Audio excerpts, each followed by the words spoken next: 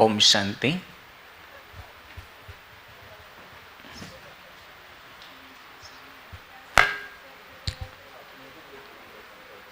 આ લોકો બોર્ડ લાવે છે પણ જરૂર પડશે ન પડશે કંઈ ખબર નથી, તૈયારી છે। हैं हिंदी में बोलना है, बोलना पड़ेगा। हिंदी वाले हैं हाँ।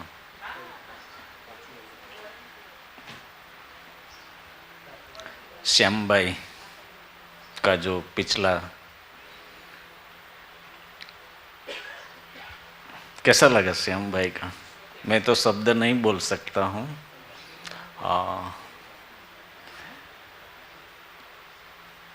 किन शब्दों में आपका धन्यवाद करें, अभिनंदन करें?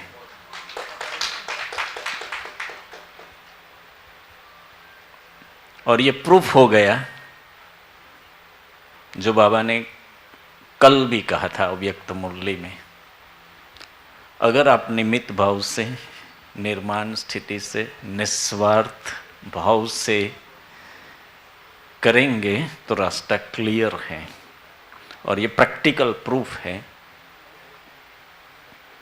अभी लास्ट में जो उन्होंने 10 मिनट बोला वो भी मैंने पहली बार सुना है।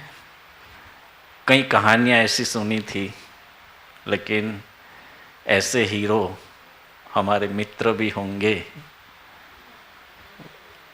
वो मैं रियलाइज कर रहा हूँ। बहुत लोग घूमने फिरने जाते हैं, जाना भी चाहिए, लेकिन जब जब सुन रहा था जाहोता को, एक बार सुना, 2 बार सुना, शायद 3-4 बार मैंने अलग अलग जगह पर, मिलते हैं तो सुनते हैं, आज सुना क्यों न हम जाहोता घूमने जाएं।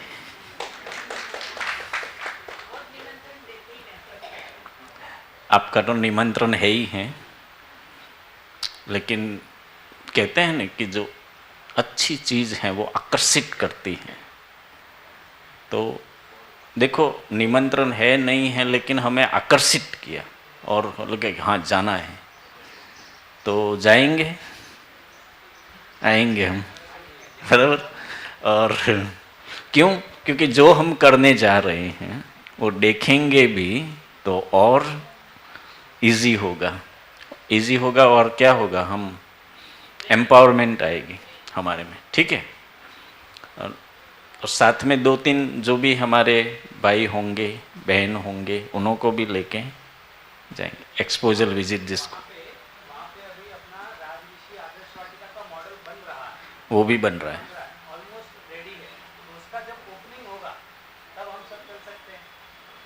जब कब भी हाँ,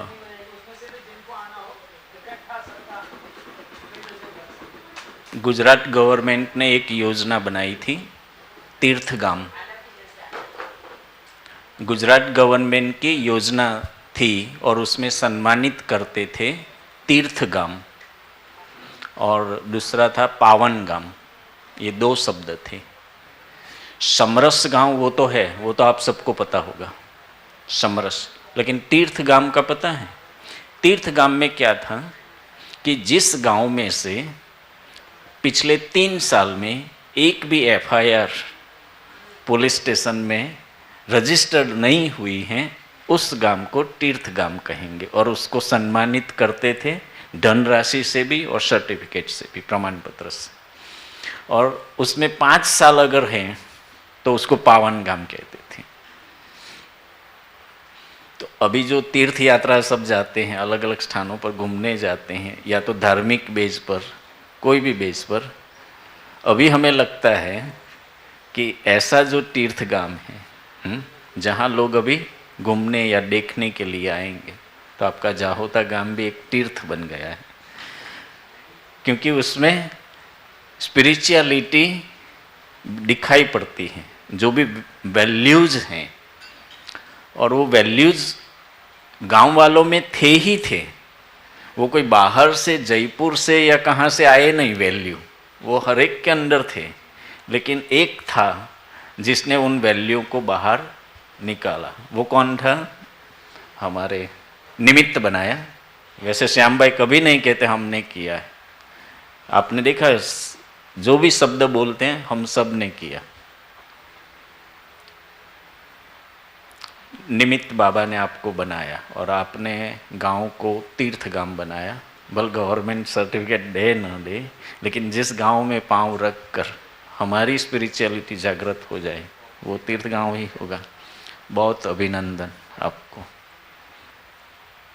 जो भी बातें चल रही थी तो एक तो स्वच्छता की बात जो पॉइंट है हमारा, और उसमें हमें सूक्ष्म सूक्ष्म उसके जो पहलू है वो समझना होगा। कई बातें सूक्ष्म जो ऐसे बोल रहे थे, solid waste management, liquid waste management, ऐसे ऐसे शब्द है ना, वो शब्द से शायद आप हैबिचुएटेड नहीं भी होंगे।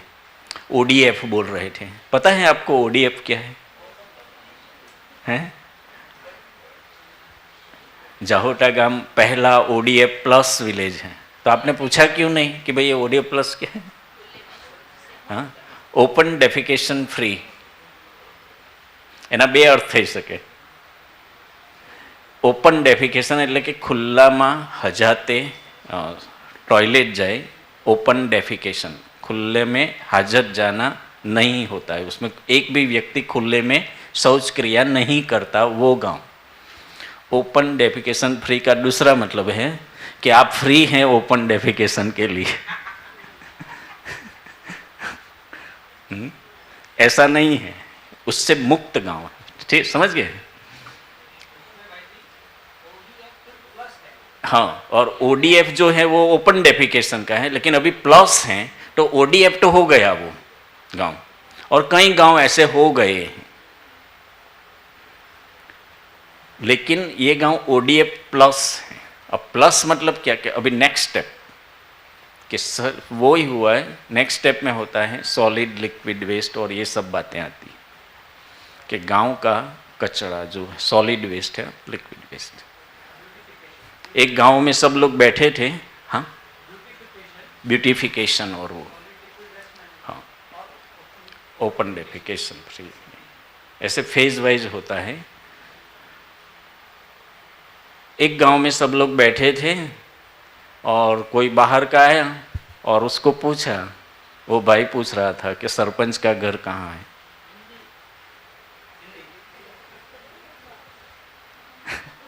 हजू केटलू पावरफुल हिंदी बोल। तो पूछा सरपंच का घर कहाँ है, तो वो सब गांव के बाहर, हम क्या बोलते हैं, पादर, वहाँ बैठे थे। तो वहाँ एक बच्चे ने बताया कि ये जो पानी का रेला आ रहा है ना, उस रेले ले चले जाओ, आप सरपंच के घर पहुँच जाएंगे। समझे? पता चल गया। सरपंच के घर से ही गंदे पानी की नाली निकल रही थी और वो पानी गांव के बाहर तक जा रहा था। तो उसने बता दिया यहाँ चले जाओ, सरपंच मिल जाएगा।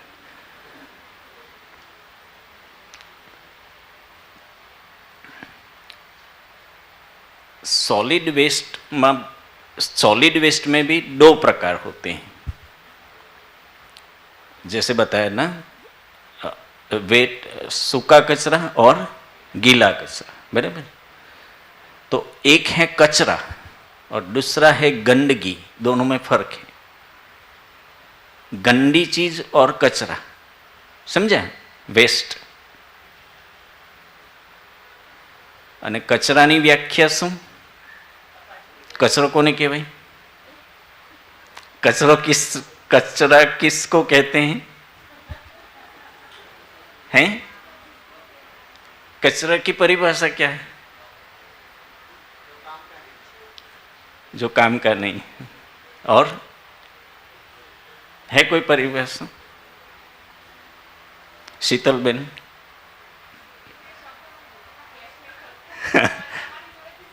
ओके, कचरा एक्चुअल में जिसको आप कहते कि ये काम की चीज नहीं है, लेकिन वही चीज दूसरे के काम की होती है, तो आपके लिए वो कचरा है, लेकिन दूसरे के लिए तो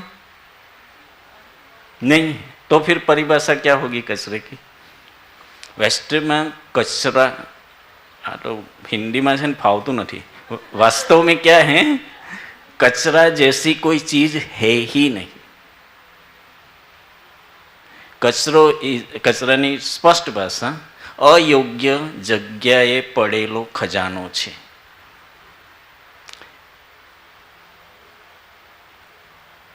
समझ गए? खजाना समझे आप कैसे?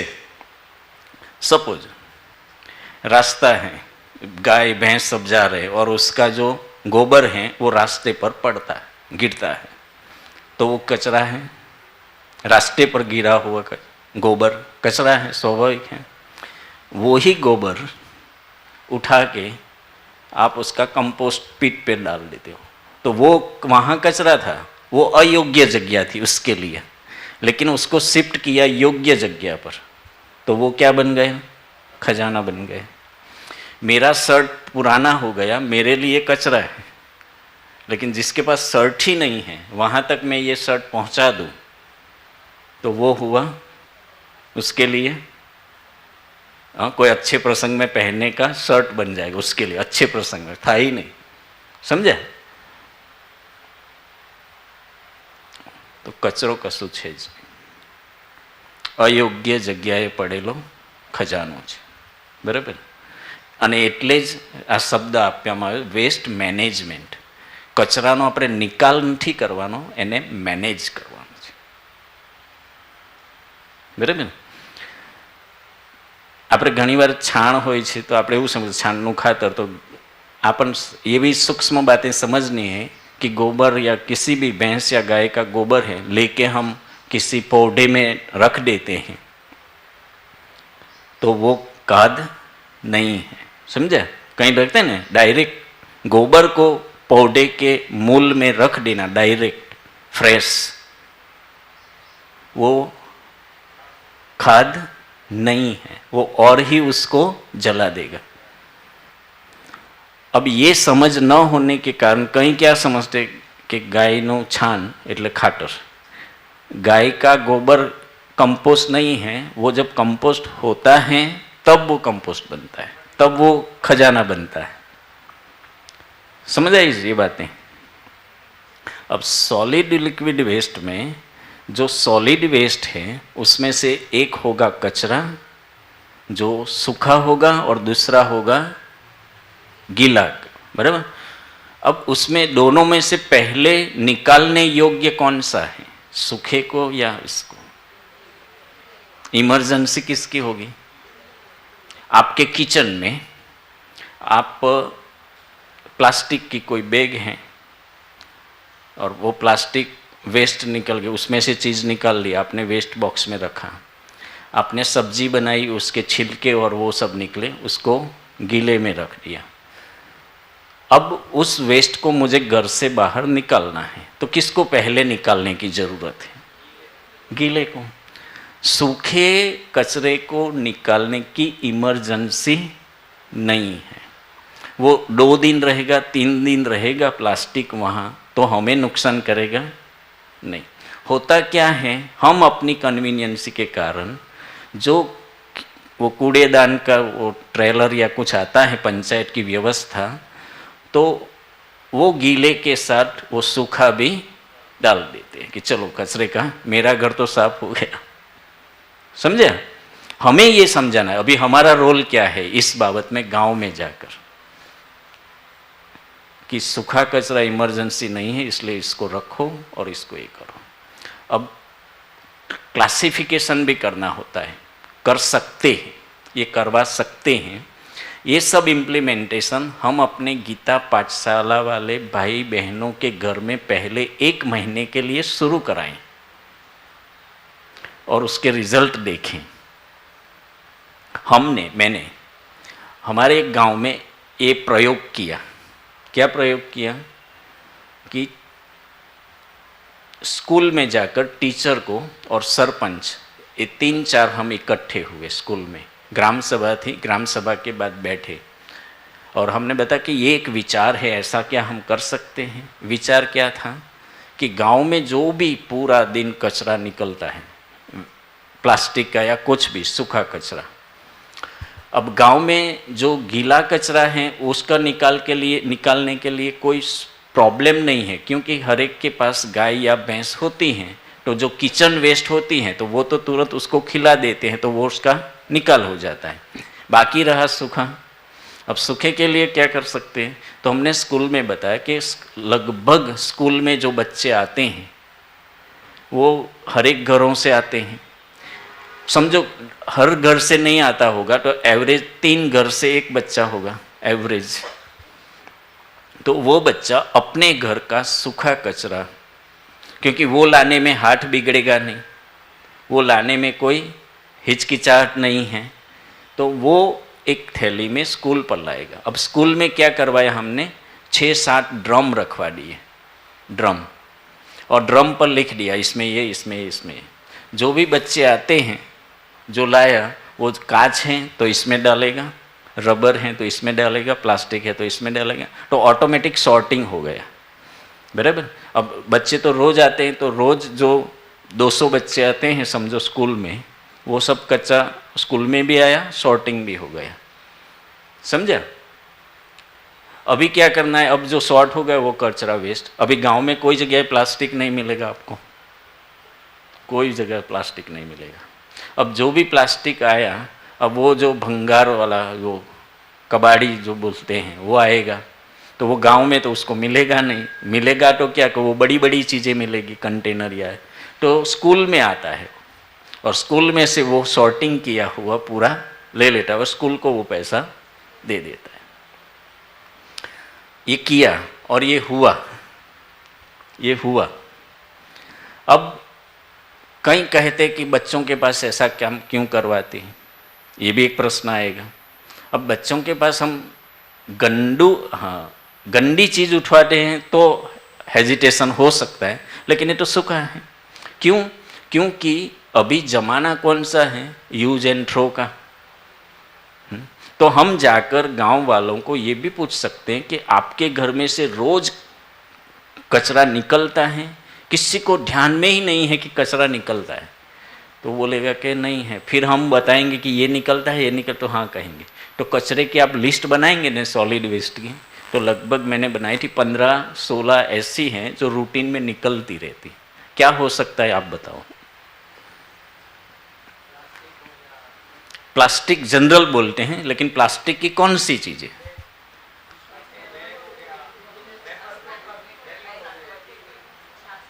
हाँ, और प्लास्टिक नो आ પછી है पैकिंग नो प्लास्टिक, हाँ, और पेपर, और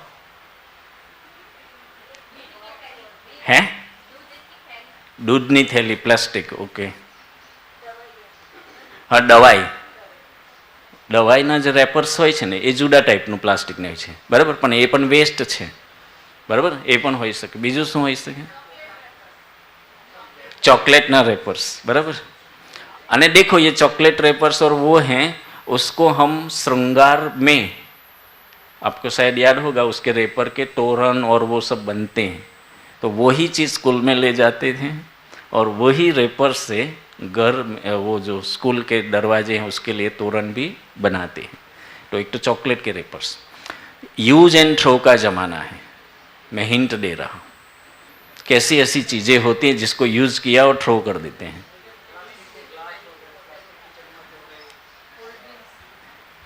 कोल्ड ड्रिंक्स, बराबर, कितने सारे हैं।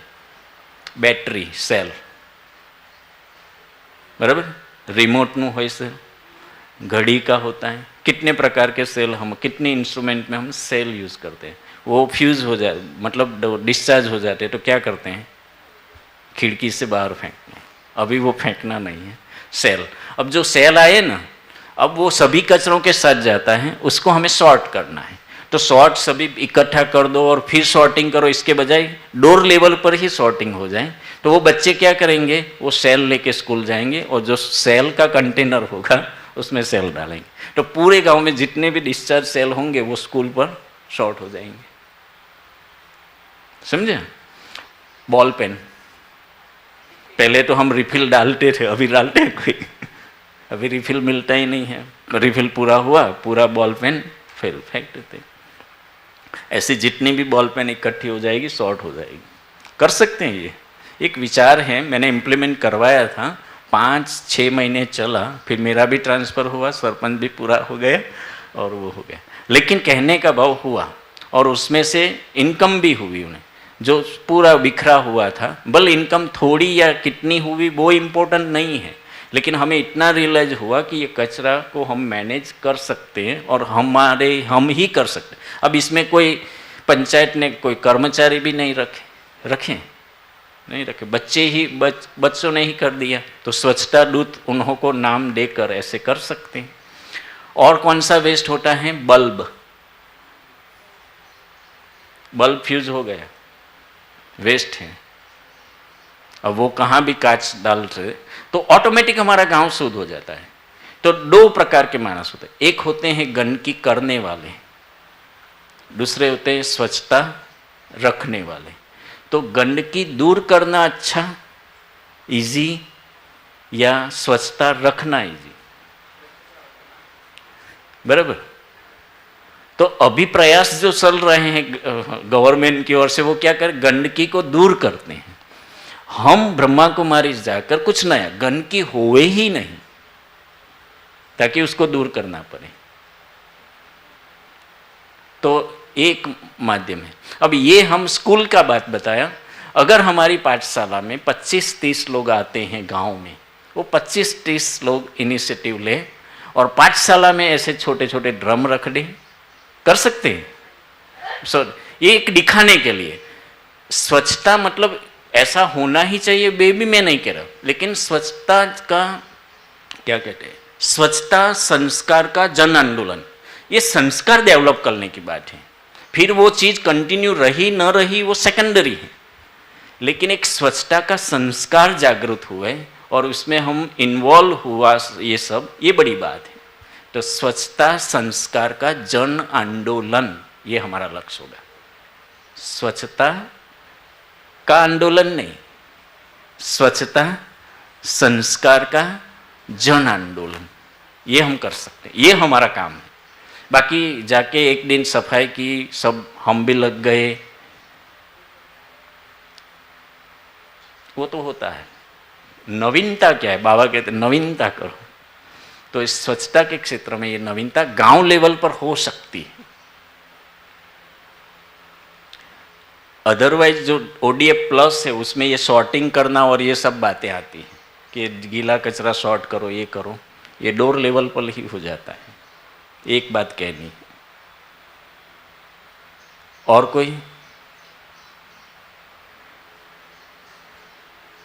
कोई बात? ये कचरे की लिस्ट बनाना, हमारे जो बाल होते हैं ना, उसको भी एक अलग बनाना चाहिए। जितना सॉर्टिंग ज़्यादा उतना इजी रहेगा। और आप देखेंगे उसके भी व्यापारी होते हैं सब लेने वाले, और वही फंड, वो बच्चों का जो स्कूल में फंड होता है उसमें वो फंड जो भी गांव का कचरा स्कूल में आया, और वो स्कूल में कचरा नहीं आया, क्या आया? आपे शिफ्ट કર્યો, ખજાનાને યોગ્ય જગ્યાએ શિફ્ટ કર્યો। એટલે કચરો શબ્દ જ નહીં બોલવાનો હવે, અયોગ્ય જગ્યાએ પડેલા ખજાનાને યોગ્ય જગ્યાએ શિફ્ટ કરવો। અને એ જ એ વસ્તુનું સન્માન છે। हर चीज़ का अपना सम्मान होता है। अगर फटा मेरा पुराना शर्ट मेरे कबात में, अलमारी में 3 साल पड़ा रहा, तो मैंने शर्ट का सम्मान नहीं किया। उसका जहाँ सम्मान है वहाँ उसको पहुँचाना, ये मेरी जिम्मेवारी है। जैसे जाहोटा में बनाया, वो जाहोटा झोला वेस्ट में से बेस्ट, मतलब बेस्ट आउट ऑफ वेस्ट, ये एक प्रोजेक्ट हमारा, ऐसे ऐसे नाम रख सकते हैं हम प्रोजेक्ट का, best out of waste.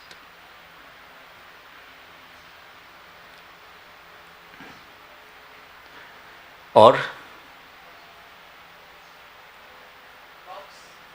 Biju कहीं तमे कहीं याद कराओ तो कही सको। हाँ, वेस्ट ना नाम आपो छो। हाँ, हाँ हाँ हाँ, ऐसे कहीं मतलब जो रूटीन है डेली निकलते हैं ऐसे वेस्ट, ठीक है हैं? अच्छा हाँ, आओ।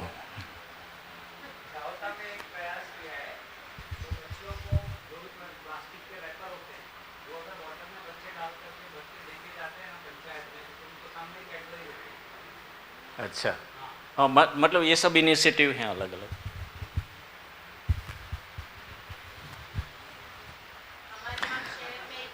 आपका स्वागत है।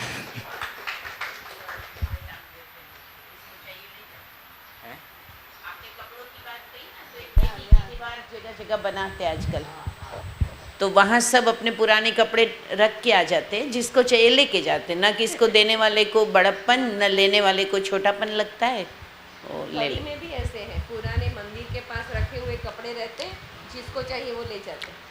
पुरानी हाँ मेडिसिन्स की भी लेकिन एक हाँ, जगह रखते हैं। नहीं ये रखते हैं, लेकिन वो कपड़े वाला जो हमने देखा है, 1-2 मास बहुत अच्छा रहता है, फिर मालूम नहीं वहाँ ढेर बहुत हो जाता है। वो विचार बहुत अच्छा है, लेकिन उसको भी ठीक रीति से और मैनेज करना हो सकता है, क्योंकि देखा है मैंने 2-3 मानव दीवाल जिसको कहते वो मानव दीवाल नाम उसका ये, हाँ ऐसे कुछ लिखता है। तो वहाँ इतना डग हो जाता है तो देने वाले बढ़ जाते हैं, लेने वाले कम रह जाते हैं।